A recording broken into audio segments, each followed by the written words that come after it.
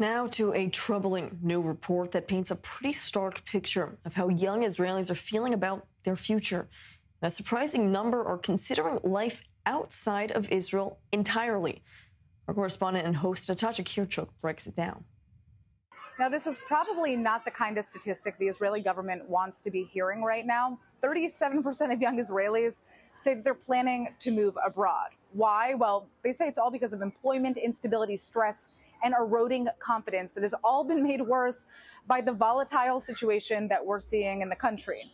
Now, this is according to the 2025 Youth Situation Report by the Aloma organization. And this report says that about a quarter of Israelis who want to move abroad say that it's just for short term, but 11% say they don't plan on coming back. Among Arab Israeli youth, that number climbs even higher. 17% say that they're considering a permanent move. Now, let's be real here. Some of this is not totally new. Israeli youth have always been adventurous, but this feels different. This is about frustration. It's about burnout. And it's also about just plain fear for the future of this country. Only 14% of those surveyed said that they feel secure about their career path in Israel, and the rest are either cautiously optimistic, stressed, or just downright anxious.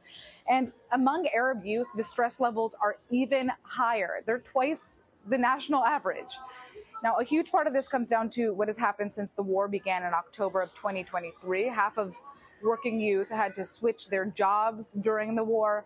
We saw that 43% of students had their education disrupted. Many even ended up switching majors or their universities altogether as a result of the situation. And then for young reservists and their partners, the impact was absolutely brutal. 64% say that it shook up their lives emotionally, financially, and professionally.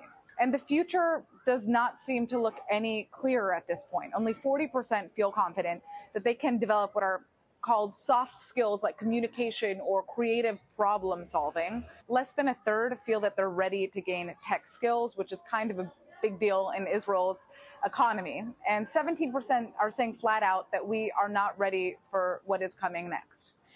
Now, the Aloma organization says that this report is really sending an urgent message. If Israel wants to rebuild and thrive, it has to invest in its youth with real practical training and support systems. Otherwise, Israel risks a massive brain drain. And that is really what this is all about. It is not just whether young people stay or go, but whether they believe that they have a future here that is worth staying for.